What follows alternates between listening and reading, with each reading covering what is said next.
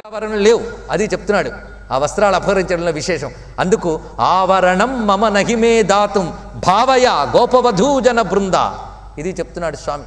భావయ, నేనన్న మాటలో అంతరార్థాన్ని భావించండి. నేనేమంటున్నాను? ఆవరణం మమ నహి, మీరు వస్త్రాలు ఇమ్మంటున్నారు, నాకు ఆవరణలు లేవు మీకు ఇవ్వడానికి అన్నాడు. ఎంత చక్కటి మాట చూడండి. నాకు ఆవరణలు లేవు మీకు ఇవ్వడానికి అంటే పరమాత్మకి ఆవరణలు లేవు, ఆయన కప్పేదేమీ లేదు. పరమాత్మ వస్తువు అంటే ఆవరణలన్నీ తీసేసాక మిగిలేదే పరమాత్మ. ఈ విషయం అర్థం కావాలంటే కొంచెం రమణ మహర్షిని మనం భావన చేయాలి. రమణ మహర్షి నేను అంటే ఏమిటో చెప్పాడు. మనము నేను నేను అంటూ ఉంటాం. రమణ మహర్షి అన్న నేను నేను నేను ఒకటేనా? కాదు కదా. మనం నేను అనేదాన్ని చాలా వాటికి అంటగట్టాం. ఎలాగంటే ఒక పీలగా ఉన్న మనిషి ఒక చొక్కా వేసుకుని, దాని మీద ఒక కోటి వేసుకుని, దాని మీద మరో వస్త్రం వేసుకుని, దాని మీద ఒక శాలువా కప్పుకుని నేను ఎంత బలంగా ఉన్నానో అనుకోవడం ఎంత అజ్ఞానమో. మనం కూడా అసలు నేనుకి ఇవన్నీ తగిలించి, నేను దేహాన్ని, నేను బుద్ధిని, నేను ప్రాణాన్ని, ఈ నేను నేను నేను నేను పెంచుకుని ఇవన్నీ నేను నావి అని ఆవరణలన్నీ పెంచుకున్నాం. కానీ అసలు నేను ఎవడు? ఇవన్నీ తీసేస్తే మిగిలిన వాడెవడు? వాడు అసలు నేను. అసలు నేనే పరమాత్మ, ఆయనే శ్రీకృష్ణుడు. అందుకు నాకు ఆవరణలు లేవన్నాడండి మీకు ఇవ్వడానికి. ఈ మాటలు చాలా అద్భుతమైన సంవాద గీతం. ఆ గీతం అంతా నేను వ్యాఖ్యానిస్తే, అందులో విషయాన్ని మననం చేస్తే మనం ఇంకా వ్రతంలోనూ కూర్చుంటాం కనుక ముఖ్యమైన విషయంలోకి ఇందులో పెడదాం. లోక్యా ఏవ వయం పరభోగ్యా లోకేశావరణం తు విధేహి. లోక్యా ఏవ వయం పరభోగ్య అంటే అర్థం, ఈ వస్త్రాలు కానీ లేకపోతే మేము పరులకు కనబడిపోతాం, పరులు మమ్మల్ని చూస్తారు అని అన్నట్టు. ఈ పరులు అనే మాటని స్వామి మరొకట్లా తీసాడు అర్థం. పర అనే శబ్దము ఇతరులు అనే అర్థంలో వాడచ్చు. పర అంటే అన్నిటికీ అతీతమైన పరమాత్మ. అందుకే పరభోగ్యాహ, పరుడు చూస్తాడు అనే మాట వేశారు. అప్పుడు ఈయన గొప్పగా చెప్తున్నాడు. తర్హి తదావరణైరలపై తశ్చ నకించిదలోక్యమిహాస్తి. అవునా, పరుడు చూస్తాడనా మీరు సిగ్గుపడుతున్నారు? ఆ పరుడు చూడలేనిది ఏదీ లేదులే అన్నట్టు గొప్ప మాట చెప్పాడు ఇక్కడ. ఆ పరుడికి కనబడనిది ఏదీ లేదు కనుక ఆయన చూడకుండా ఉండాలి, నువ్వు ఏం దాచుకుంటావు, నాకు తెలియంది ఏముందన్నాడు. అది అంటే ఈయన పరుడు, నేను పరపురుషుణ్ణా పరమపురుషుణ్ణా అన్నాడు. ఇది అర్థం. పరమపురుషుడు ఆయన. పరహ అంటే ఇక్కడ అన్నిటికీ అతీతుడు. యో బుద్ధే పరతస్తు సహా అని గీతలో చెప్పినట్లుగా సర్వమునకు అతీతమైన తత్వము అని చెప్పి అప్పుడు పరమాత్మ మందహాసం చేసి వాళ్ళకి ఆవరణలు ఇచ్చాట. అంటే అర్థం ఏమిటి? మళ్ళీ ఆవరణలు ఇచ్చాడు కదా. ఇందాక నేను చెప్పినటువంటి ఈ సమన్వయం అంతా మళ్ళీ ఆవరణలు ఇవ్వడంతో దెబ్బతిందా? ఏం దెబ్బతినలేదు, గుర్తుపెట్టుకోండి.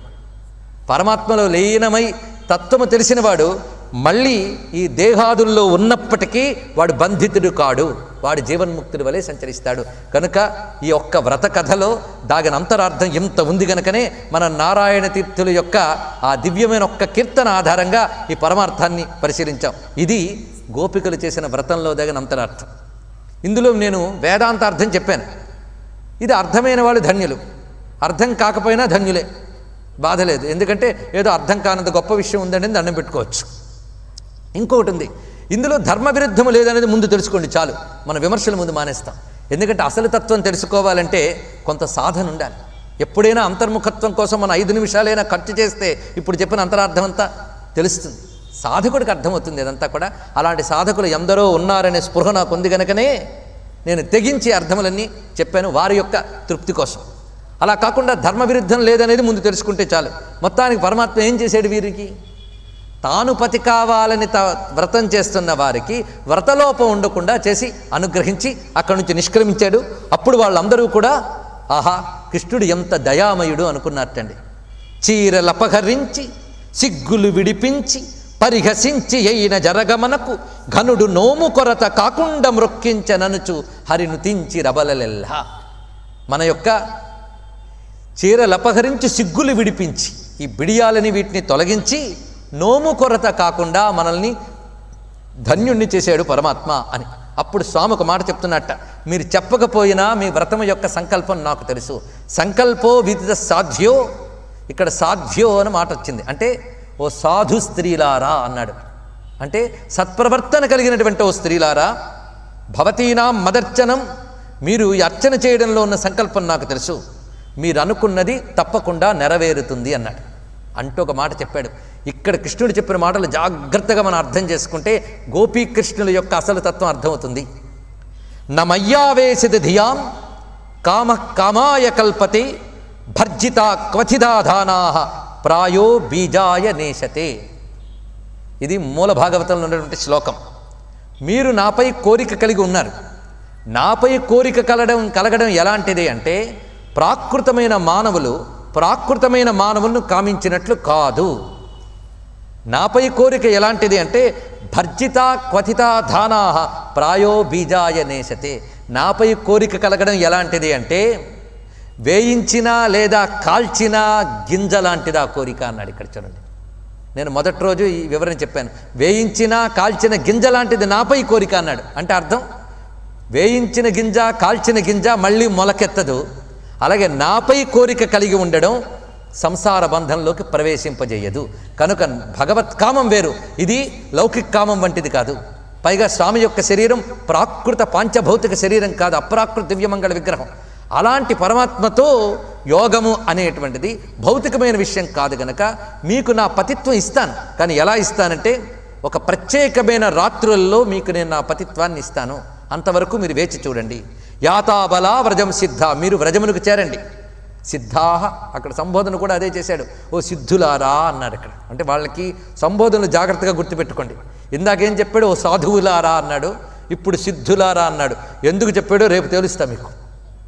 ఓ సిద్ధులారా, మయేమారంశత క్షపాహ, నాతో పాటు మీరు దివ్యమైన రాత్రుల్లో నా పతిత్వాన్ని మీరు అనుభవిస్తారు. అంటే నాతో యోగాన్ని మీరు అనుభవిస్తారు. యదుద్దిశ్య వ్రతమిదం చేరురార్యార్చనం సతీహి, ఆర్యార్చనము అంటే అమ్మవారిని ఏ ఉద్దేశంతో మీరు అర్చించారో దాని ఫలం మీకు ఇప్పుడు లభిస్తుంది సుమా అని స్వామి అక్కడి నుంచి తిరిగి వెళ్ళిపోయాడు. గోపికలందరూ కూడా వ్రజానికి చేరుకున్నారు. వాళ్ళని ఎలా అనుగ్రహించబోతున్నాడో తర్వాత మీకు తెలుస్తున్నది. ఆ తర్వాత మరొక లీలలోకి ప్రవేశిస్తున్నాం. ఒకప్పుడు నారాయణుడైన శ్రీకృష్ణ పరమాత్మ తోటి బాలుడితో కలిసి అరణ్యంలో బహుదూరం వెళ్ళేట. ఆయన అలా వెతుక్కుంటూ వెళతాడండి. ఎక్కడ తన కోసం తప్పించే వాళ్ళు ఉంటారో ఆయనకు తెలుసు. వాళ్ళు తన దాకా రాక్కర్లేదు, ఆయనే వాళ్ళ దాకా వెళతాడు. ఇక్కడ భగవత్ కృప యొక్క వైశిష్ట్యం అది. అలాగ అరణ్యంలో చాలా దూరం వస్తూ ఉండగా ఒక చోట ఆగి వాళ్ళ యొక్క మిత్రులందరూ అడిగేట, బాగా ఆకలేస్తుంది, ఏదైనా తినడానికి కావాలి కృష్ణ అన్నారు. అవునా, మనం చాలా దూరం వచ్చేసేమో ఊరికి, ఒక పని చేయండి, ఇక్కడ దగ్గర ఒక మునివాటకు ఉంది, అక్కడ మునులందరూ యజ్ఞం చేస్తున్నారు, వాళ్ళ దగ్గరికి వెళ్ళి కృష్ణుడు వచ్చాడు, మా అందరికి ఆకలిస్తుంది, కృష్ణుడికి మాకు ఆహారం కావాలని అడగండి అన్నట్ట. వీళ్ళందరూ వెళ్ళారు. వెళ్ళిన వెంటనే వాళ్ళకి కోపగించుకున్నట్ట. ఏమని? ఆ కృష్ణుడు ఎవడో ఒక వ్రజ నివాసి, ఆయన మీరందరూ వ్రజవాసులు, మీ అందరి కోసం యజ్ఞము కోసం వండినవన్నీ ఇచ్చేయాలా, వెళ్ళండి వెళ్ళండి అని కసురుకున్నట్ట. ఈ కథలో కూడా మర్మములు ఉన్నాయండి. అయితే వాళ్ళందరూ వచ్చి కృష్ణ వాళ్ళు ఏం పెట్టలేదన్నట్ట. వెంటనే కృష్ణుడు, మీరు వాళ్ళని ఎందుకు అడిగారు? వాళ్ళ పత్నులని అంటే వాళ్ళ భార్యలను అడగండి వెళ్ళండి అన్నట్టని. మళ్ళీ వీళ్ళు వచ్చి ఆ భార్యలను అడగగానే వాళ్ళు తయారు చేసుకున్న ఆహార పదార్థములని తీసుకుని కృష్ణుడు వచ్చాడా, అంతకంటే కావలసిందేముంది, ఈ యజ్ఞములన్నిటికీ ఎవడు గమ్యమో, ఈ యజ్ఞములన్నిట ఎవడు ఉన్నాడో అతడే వచ్చినప్పుడు ఈ యజ్ఞములని ఈ కర్మలని పట్టు కూర్చోవడం ఏంటి? కనుక యజ్ఞద్రవ్యములన్నీ ఆయనకే ఇస్తామని బయలుదేరిపోయారని వీళ్ళందరూ. ఎలా బయలుదేరారంటే గొప్ప ఉపమానం వాడుతున్నాడు ఇక్కడ. సముద్రమివ నిమ్నగాహ, ఇక్కడ ఉపమానాలతోనే యోగాన్ని బోధిస్తున్నాడు సుఖయోగేంద్రులు. సముద్రమివ నిమ్నగాహ అంటే నదులు సముద్రానికి వెళ్ళినట్లుగా వీళ్ళందరూ కృష్ణుడి వద్దకు వెళ్ళాడన్నాడు. ఎందుకంటే ఉపమానం, నదులు సముద్రం వద్దకు వెళ్ళడం అంటే సముద్రం దగ్గరికి వెళ్ళే వరకే నదులకి తమకంటూ ఉనికి ఉంటుంది. సముద్రంలోకి చేరాక నదుల్ని సముద్రం నుంచి వేరు తీసి చూపించగలరా? గంగా యమున సరస్వతి అన్ని నదులు సముద్రంలో కలిసిన తర్వాత ఇది గంగని ఇది యమునని చూపించగలరా? కనుక నామరూపాల వ్యవహారం ఎంతవరకంటే పరమాత్మలో లీనమయ్యే వరకే. పరమాత్మలో లీనమయ్యాక నామరూపం విహాయ, నామము రూపము లేదు, జీవుడు పరమాత్మతో తాదాత్మ్యం చెందాడు. ఆ ఉపమానం ఇక్కడ చూపిస్తున్నాడండి. అందుకే ఉపమానాల్లోనే యోగాన్ని బోధిస్తున్నాడు సుఖయోగేంద్రులు. వీటిని మన ఆధారం తీసుకుని వెళ్తాం. నేను ఇక్కడ తత్వాలు లేనివి నేను తెచ్చి పెట్టట్లేదు, ఉన్నవి వెలికి తీస్తున్నానంతే. ఇది గుర్తుపెట్టుకోండి. లేని వేదాంతాన్ని నేను అంటగట్టట్లేదు, ఉన్న తత్వాన్ని వెలికి తీస్తున్నాను ఋషుల యొక్క మాటల ఆధారంగా. అది కూడా ప్రమాణం లేనిది ఏది చెప్పడానికి లేదు. ఋషుల వాక్య ప్రమాణంతో మనం ఇదంతా చెప్పుకుంటున్నాం. ఈ విధంగా వీళ్ళందరూ సంరంభంబుల సముద్రంబులకు నడుచు నదుల తెరంగున అన్నారు పోతన గారు దాన్ని అనువదించి. ఈ విధంగా వీళ్ళు వెళ్ళేటప్పటికల్లా ఆ యమునా నదీ తీరంలో ఒక అశోక వృక్షం నీడలో స్వామి నిలబడినట్ట. అశోక వృక్షం అనగానే మనం చూస్తున్న ఈ పొడుగాటి చెట్లు కావండి, అశోక వృక్షములు వేరు. వీటికి ఆ పేర్లు పెట్టుకున్నాం కానీ అశోక వృక్షములు తీరు వేరు. అవి సుగంధబంధురమైన కుసుమాలు ఇత్యాదులతో ఉంటాయట. అవి కాళిదాసు మొదలైన వారు వర్ణించారు. మనకు అవి దొరకడం కష్టం అనుకోవడానికి లేదు. కొన్ని హిమవత్ పర్వత ప్రాంతాల్లో ఈ చెట్లు దొరుకుతాయట. రవీంద్రనాథ్ ఠాగూర్ ఈ అశోక వృక్షాల లక్షణాన్ని తెలుసుకుని ఆ చెట్లని తన శాంతినికేతనంలో నాటినట్లుగా మనకు కొన్ని పరిశోధనా పత్రాలలో కనిపిస్తోంది. ఆ విషయాన్ని ఒకసారి స్మరించుకున్నాం ఇక్కడ. కనుక అశోక వృక్షం ఒక దివ్యమైన వృక్షం, దాని క్రింద స్వామి నిలబడ్డాటండి. ఆ నిలబడ్డ అత్యద్భుతమైన రూపాన్ని చూస్తూ ఉన్నారు ఈ విప్రవనితులందరూ. ఒక చెలికానిపై ఒక చేయి చాచి వేరొక చేత లీలాబ్జమూచువా అని, కొప్పున కందని కొన్ని కుంతలములు చెక్కుల నృత్యంబు చేయువా అని, కురుచచుంగులు పుచ్చి కొమరార కట్టిన పసిడి వన్నెలు గల పటమువా అని, ఔదల తిరిగిరా నలవడ జుట్టిన దట్టంపు పింఛపు దండవాని, రాజితోత్పల కర్ణపూరములవాని, మహిత పల్లవ పుష్పదామములవాని, భువన మోహన నటవేష భూతివాని, కనిరి కాంతలు కన్నుల కరవుదీరా, కనిరి కాంతలు కన్నుల కరవుదీరా. పోతన గారు కృష్ణుని యొక్క మూర్తిని వర్ణించేటప్పుడు ఎంత పరవశంగా వర్ణిస్తున్నారో చూడండి. ఇక్కడ ఆయనే గోపిక అయిపోయాడు, ఆయనే ఇక్కడ విప్రకాంతలుగా మారిపోయాడు. ఒక చెలికానిపై ఒక చెయ్యి చాచి, అక్కడ మిత్రుడు ఉంటే ఆ మిత్రుడు భుజం మీద చెయ్యి వేసి ఇంకో చేత్తో ఒక పద్మాన్ని పట్టుకుని ఊచుతున్నట్టు కృష్ణ పరమాత్మ. పైగా కొప్పున కందని కొన్ని కుంతలములు, చక్కగా కొప్పు పెట్టుకున్నప్పటికీ కూడా ఒత్తైన జుట్టు గనక కొప్పు కందని కొన్ని కుంతలాలు, ఆ ముంగురులు ఆ చెక్కుల మీద నృత్యం చేస్తున్నాయట, గాలికి కదులుతూ ఉన్నాయి అవి. పైగా చుంగులు పెట్టి కట్టిన, అంటే మంచి కుచ్చుళ్ళు పెట్టి కట్టుకున్నటువంటి పీతాంబరంతో శోభిస్తున్నాడు. పసిడి వన్నెలు గల పటమువాని, బంగారు రంగు పీతాంబరాన్ని ధరించినటువంటి వాడు. పైగా చక్కని పింఛాన్ని అలంకరించుకున్నవాడు. కొండగోగు పువ్వులు మొదలైనవి తన యొక్క చెవులకు అలంకరించుకున్నట్టు, అవి చెవుల్లోంచి వచ్చి వేలాడుతూ చెక్కల మీద కనిపిస్తున్నాయి. పైగా అడవిలో దొరికే రకరకాల కుసుమాల మాలలు వేసుకున్న వనమాలాధారిని చూశారు. వారిత సర్వస్పృహలై, ఆ కృష్ణుడిని చూడగానే వాళ్ళు అన్నీ మరిచిపోయి పరవశించి నిలబడిపోయేట. అప్పుడు ఆయన పలకరించాడు. ఆయన పలకరించకపోతే వాళ్ళ మైమరపు నుంచి కూడా బయటకు వచ్చేవాళ్ళు కారు. ఒక విధమైన సమాధి స్థితిని పొందేరు కృష్ణుని చూడగానే. కాంతారత్నములారా మీ గృహములన్ కళ్యాణమి, ఎంత చక్కగా అడిగాడు. మీ ఇంట్లో అందరూ బాగున్నారా? పాపం అందరినీ విడిచిపెట్టి ఇంత పరుగు పరుగున వచ్చారే, అయ్యయ్యో మీ వాళ్ళేమని అనుకుంటారేమో, తిరిగి వెళతారా అన్నట్టండి. ఇలాగే చేస్తాడు, రప్పిస్తాడు, తిరిగి వెళ్ళిపోమంటాడు ఆయన. కానీ వాళ్ళు తెలివైన వాళ్ళు. తగునే మాధవ ఇట్టి వాడి పలుకులు, నీ దగ్గరకు వచ్చిన వాళ్ళు తిరిగి వెళ్ళరు కదా అన్నట్ట. యద్గత్వా ననివర్తంతే తద్ధామ పరమం మమ, పరమాత్మ దగ్గరికి వచ్చిన వాళ్ళు మళ్ళీ తిరిగి వెళ్ళరు అంటే అర్థం పరమాత్మను చేరిన వారికి మరి జన్మ పరంపరలు లేవు. ఇది ఆంతర్యం. ఇలా చెప్పిన వెంటనే స్వామి వాళ్ళు తెచ్చినటువంటి ఆహార పదార్థములన్నీ వాళ్ళతో పాటు తిన్నట్ట. అప్పుడు ఆ విప్రులందరూ వచ్చేటండి అక్కడికి. వచ్చాక అప్పుడు వాళ్ళకి తెలిసొచ్చి లెంపలు వేసుకున్నారు. మేము యజ్ఞములని కర్మలని అహంకరించి యజ్ఞదీక్షితులం, ఈ యజ్ఞం కోసం పెట్టుకున్నవన్నీ యజ్ఞానికి ఇవ్వాలి, ఎవడో వాడొస్తే వాడికి ఇవ్వడం ఏంటి అనుకున్నారు. ఇప్పుడు బుద్ధి వచ్చిందిట. ఎందుకు? వాళ్ళ ఆవిళ్ళు చేసిన మంచి పని వల్ల వాళ్ళకి బుద్ధి వచ్చిందండి. అందుకు అనుకుంటున్నారు, కటకట మోసపోయితిమి కాంతలపాటి బుద్ధి లేదు, నేడిట హరిగానభో నెరుగ మేము దురాత్ములము, మేము కల్మషోద్భటులము, మేము పాపాత్ములం. ఎందుకంటే విష్ణు దూరగల ప్రాజ్ఞతలేల తపంబులేల. గొప్ప మాట చెప్పాడు చూడండి ఇక్కడ. విష్ణు భక్తి లేని వాడి యొక్క జ్ఞానములెందుకు, వాడి యొక్క కర్మలెందుకు? చూశారు ఇక్కడ, కర్మల కంటే జ్ఞానముల కంటే భక్తి గొప్పది. అందుకే నారదుల వారు భక్తి సూత్రాలు చెప్తారు, కర్మల కంటే జ్ఞానముల కంటే త్రిసత్యస్య భక్తిరేవ గరీయసి అంటాడు. త్రిసత్యస్య భక్తిరేవ గరీయసి అంటే కర్మజ్ఞాన భక్తి యోగాల్లో భక్తి అత్యంత ఉత్కృష్టమైనది. ఆ భక్తి లేని జ్ఞానము వృధా, భక్తి లేని కర్మ వృధా, అది చెప్తున్నాడు ఇక్కడ. అందుకు కర్మ విష్ణు దూరగుల ప్రాజ్ఞతలేల తపంబులేల, విష్ణువును గుర్తించలేనటువంటి వారి యొక్క బుద్ధి ఎందుకు, కర్మలెందుకు, వాళ్ళ తపస్సులెందుకు? పైగా జప హోమాధ్యయనంబులు తపములు వ్రతములు లేని తరుణులు. మేమంతా ఏమనుకున్నాం? జపాలు చేసాం, తపస్సులు చేసాం. కర్మ చేస్తే ఒక చిక్కుందండి. కర్మ చేసేమన్న అహంకారం ఒకటి చేరుతుంది. అహంకారం చేరిందా భగవంతుడికి దూరం అవుతాం, గుర్తుపెట్టుకోండి. ఒకటే సూత్రం చెప్పాడు నారదుల వారు, ఈశ్వరస్యాప్యభిమాన ద్వేషిత్వాత్ దైన్యప్రియత్వాచ్చ. అది ఈశ్వరుడు అహంకార విద్వేషి. అహంకారం అంటే నచ్చదు ఆయనకి.